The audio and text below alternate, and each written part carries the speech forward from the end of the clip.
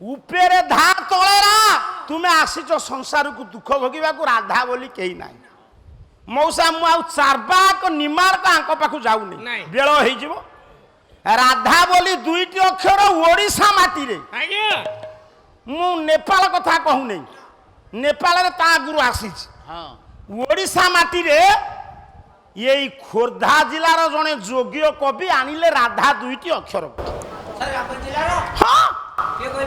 दी धारी मात्र बोलुची बेल नाई भक्त कवि जयदेव केन्दुबिल्य ग्राम सुंदर भाव में लिखिले द्वादश शताब्दी गीति काव्यर स्रष्टा कला मेघेर मेंदुर मंबर बन भुव श्यामस्थ भिरुरयं त्वमेव तदिमंग राधा गृह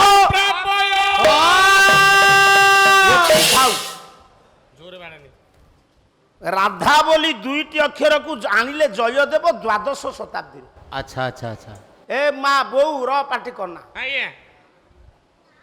जब जदि पैसा आउ टिके पर दब एबे थाओ बस एबे नै आसो र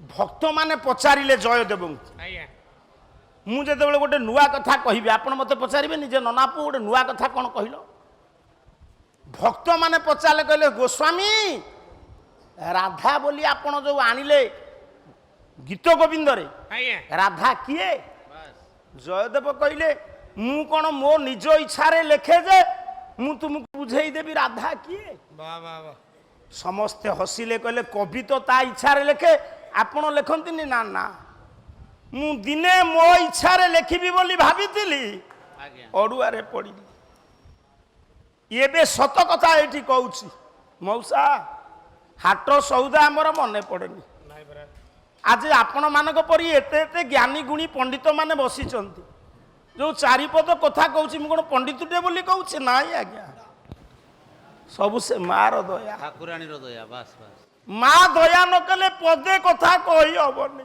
ना ना मुंडू को आसीबनी आज्ञा ना जेतिक आपण माने बसचंती गोटे कलाकार पुओ मरी गले भी सुधा से मंच को आसिला बेले माँ पाद तले भक्ति अर्घ्य निवेदन कले सबु दुख घुंची जीव आसी जीव माँ कर अपूर्व आशीर्वाद आसी जीव बस बस जयदेव कहले मु दिने प्रभु को निर्देश को अमान्य करी विरक्त होई स्त्री पाखरु तेल आनी लगेई कि पळेई गली गाधेइबाकू प्राची नदी आज्ञा आज्ञा से पद कोन ना चालीची गीत गोविंद पदटा आगु को गाइबी जे कृष्ण को मस्तक ऊपर राधा को पाद रही मो मन मु जेतबेले विरक्ति भाव अंतर्जगत रे परिपोषण पूर्वक तैल मर्दन करी स्नान करबा को चली जाए सेतिकी बेले मोरी रूपे रे तेल लगा हेछि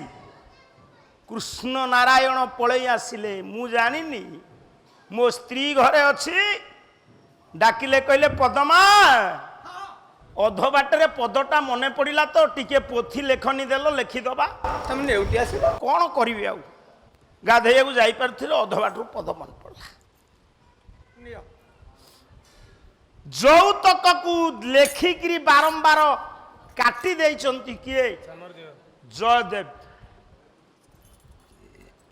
ये कृष्ण नारायण भगवान कल्याण करंतु जयदेव रूपे रे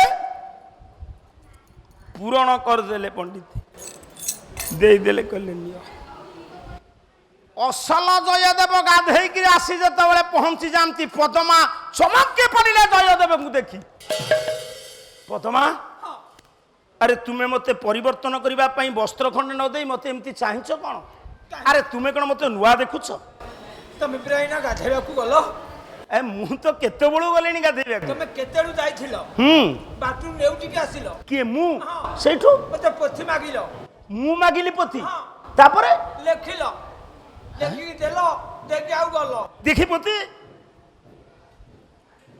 पोथी धरी चंती असल जयदेव कस्तूरी चंदन बास बासुची आज्ञा डाकिले पदमा स्वामी मु जो पद उपरे संदेह करी उपेक्षा करी प्रभु को निर्देश को चली जाइतिली गाधेइबा को ମୋ ପ୍ରଭୁ ଆସି ନିଜେ ମୋରି ରୂପରେ ପଦ ପୂରଣ କରି ଯାଇଛନ୍ତି। ପ୍ରଭୁ ଆସିଥିଲେ ସ୍ୱାମୀ। ତୁମେ ମୋ ପ୍ରଭୁକୁ ଚିହ୍ନି ପାରିଲନି। କେମିତି ଚିହ୍ନିଥାନ୍ତି ସ୍ୱାମୀ? ତୁମକୁ ହାତ ଯୋଡୁଛି ଜୟଦେବ ଠାକୁରେ, ମୁଁ କି ଭୁଲ କରିଥିଲି? ଆପଣ ମତେ ଟିକେ ଦେଖାଦେଲେନି। ପଦ୍ମା ତୁମେ ସୌଭାଗ୍ୟବତୀ, ମୋ ଭଗବାନ କୃଷ୍ଣଙ୍କୁ ମୋରି ରୂପରେ ତୁମେ ଦେଖିଛ ମୋ ମାଧବକୁ। ତୁମେ କିଛି ଟାହି ଟାପରା କରି ମୋ ପ୍ରଭୁଙ୍କୁ କହିନ ତ? କିଛି କହିନି ସ୍ୱାମୀ। ମତେ ଯେମିତି ମଧୁର ସମାଲୋଚନା କର ମୋ ପ୍ରଭୁଙ୍କୁ କରିନା ତ? କିଛି ନାହିଁ। ମୋ ଭାଗ୍ୟରେ ନାହିଁ ମୁଁ ଭଗବାନଙ୍କୁ ଦର୍ଶନ କରିବାରେ, ମୁଁ ପାପୀଟିଏ। ହେ ପଦ୍ମା, ମୋରି ରୂପରେ ପ୍ରଭୁ ଆସିଥିଲେ। ମତେ ଟିକେ କହିବ କି ମୋ ପ୍ରଭୁ କୋଉଠି ଠିଆ ହେଇ ପୋଥିରେ ଲେଖିଲେ? ଠିକ ଏଇ ଜାଗାରେ ସ୍ୱାମୀ। ପଦ୍ମା, ଏଇ ଜାଗାରେ ମୋ ପ୍ରଭୁଙ୍କ ପାଦ ଧୂଳି ପଡିଥବ। ହଁ ସ୍ୱାମୀ। କାଳିଆରେ ପାପୀ ବୋଲି ଦର୍ଶନ ଦେଲୁନି, ନ ଦେ। ତୋ ପାଦ ଧୂଳି ଏଇଠି ପଡିଥିବ, ମୁଁ ଗଡି ଯିବି। ଗଡି ଗଲେ ଶ୍ରୀ ଜୟଦେବ ଧୂଳି ସର ଭାଙ୍ଗେ ବୋଳି।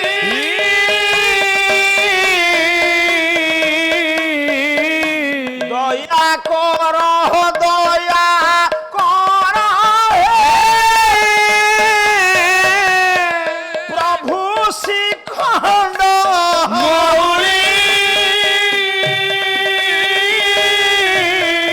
ହାତ ଯୋଡ଼ି ଦେଲେ ଜୟଦେବ, କହିଲେ ତୁମେ ମାନେ ମତେ ପଚାରୁଛ? ସେ ଦିବ୍ୟ ପଦ ପୂରଣ କରିଥିଲେ ନିଜେ ସ୍ୱୟଂ ଭଗବାନ କୃଷ୍ଣ। ସେ ପଦ କଣ? କଲା ସ୍ମର ଗରଳ ଖଣ୍ଡନ ସ୍ମର ଗରଳ ସ୍ମର ଗରଳ ଖଣ୍ଡନ ସ୍ମର ଗରଳ ଖଣ୍ଡନ মম শিরসি মণ্ডন মম শিরসি মণ্ডন দেহি পদ পল্লব মুদারম দেহি পদ পল্লব মুদার স্মর গরল খণ্ডন মম শিরসি মণ্ডন ইয়ে স্মর গরল খণ্ডন মম শিরসি মণ্ডন